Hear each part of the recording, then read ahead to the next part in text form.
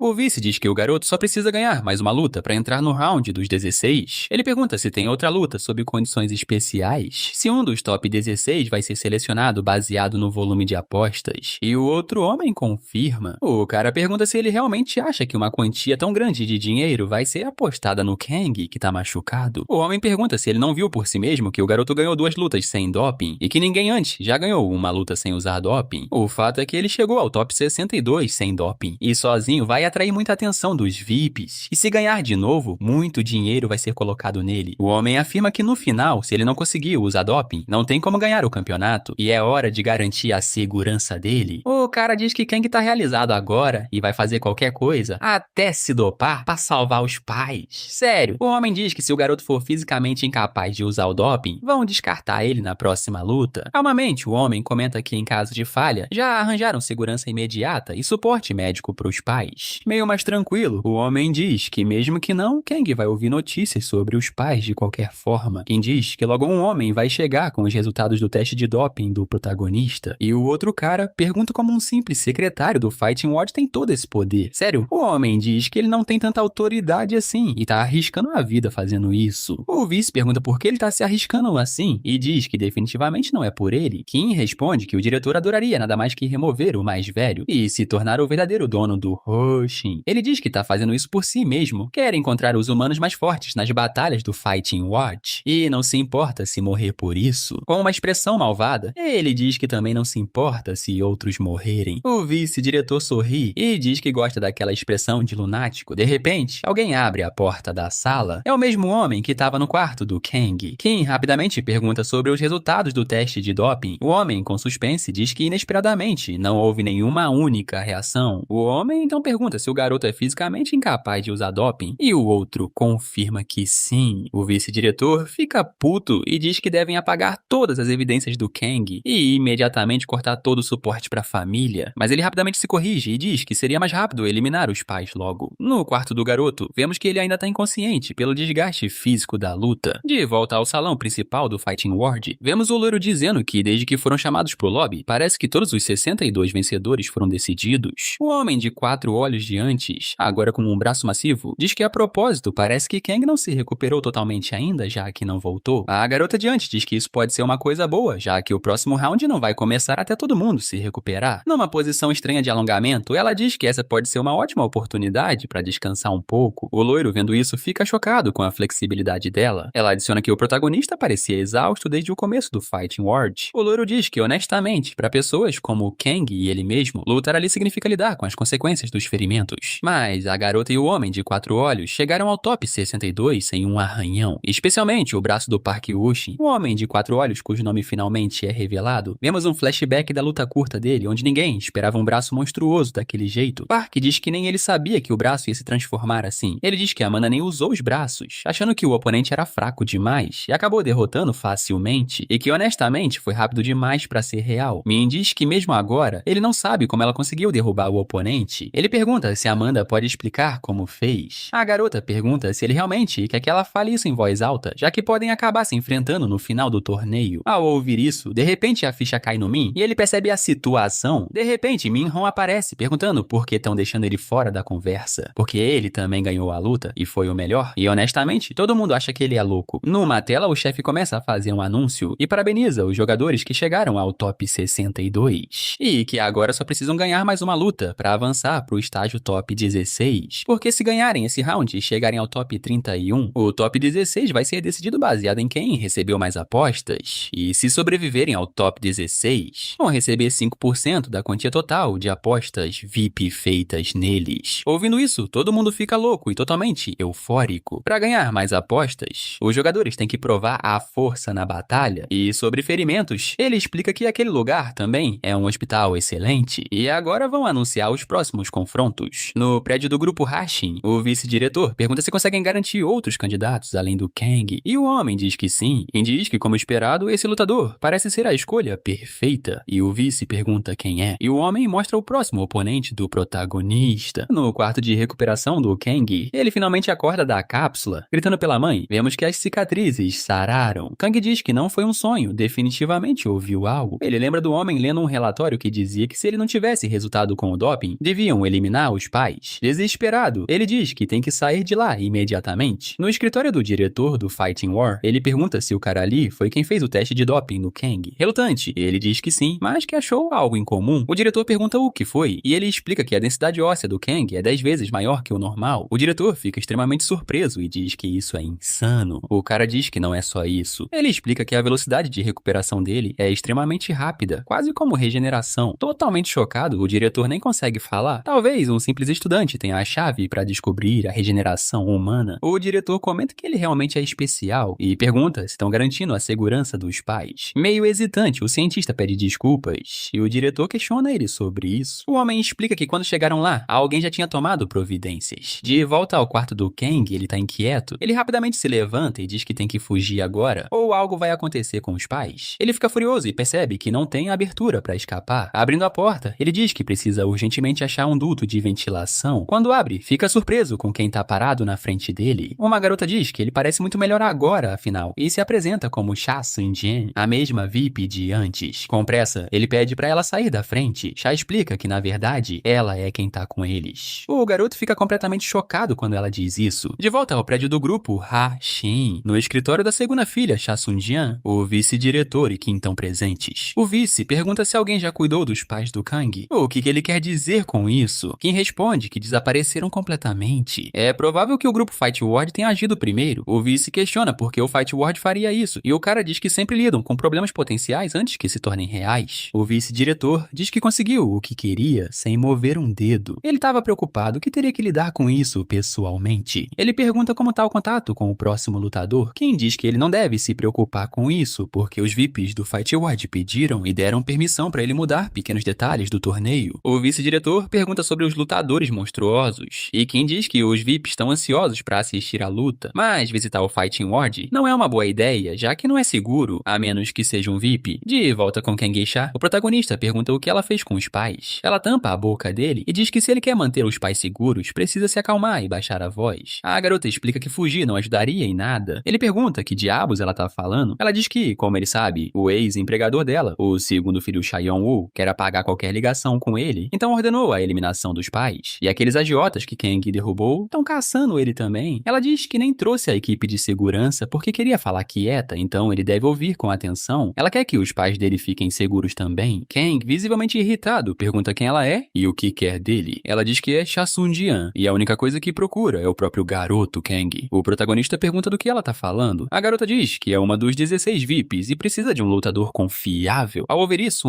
o garoto se assusta que ela é uma VIP. Cha diz que pode ser nova, mas é uma das donas do grupo Ha-Shin. Ela pergunta se o Kang acreditaria mais nela se dissesse que é a irmã mais nova do vice-diretor. A garota diz que foi banida do Ha-Shin por causa do irmão idiota, mas honestamente já estava planejando sair, e já que o negócio dela tá prosperando, realmente não se importa. Porém, não podia deixar dois lunáticos destruírem a empresa do pai. Kang pergunta o que isso tem a ver com pegar os pais. A garota diz que foi porque dois idiotas e ela mesma estavam observando de perto, especialmente aquele segundo filho imprudente. Quando viu como o Kang estava lutando duro, quis saber mais, então conheceu os pais. Sorrindo, ela diz que Kang se revelou muito mais valioso do que esperava. Não tinha como deixar o irmão idiota ficar com o garoto. Ela afirma que ele tem genes incríveis e é só isso que importa, o que deixa o protagonista meio confuso. O garoto pergunta se ela realmente acabou de falar sobre os genes dele. Mudando de assunto, a garota diz que a busca pelos pais do Kang não parou. O garoto pergunta que se sair daquele lugar é tão perigoso, então o que ele deve fazer? Ela diz que só tem um caminho certo pra ele seguir pra manter os pais seguros. Ele rapidamente pergunta que caminho é esse. A garota imediatamente diz que esse caminho é simples vitória. Ela diz que tá apostando num campeão do Fighting War e planejando fazer um acordo pra derrubar os dois irmãos mais velhos. Ela adiciona que, especialmente o segundo filho, ele vai apodrecer na prisão e se tornar inútil, então não vai ser uma ameaça. Quanto ao agiota, ela tem dinheiro. Ué, você assistiu o vídeo até aqui e até agora não se inscreveu no canal? Que isso, mano, você tá vacilando, hein? Bora, meu filho, se inscreve aí pra gente bater 100k de inscrito. Vai me deixar muito felizinho, hein?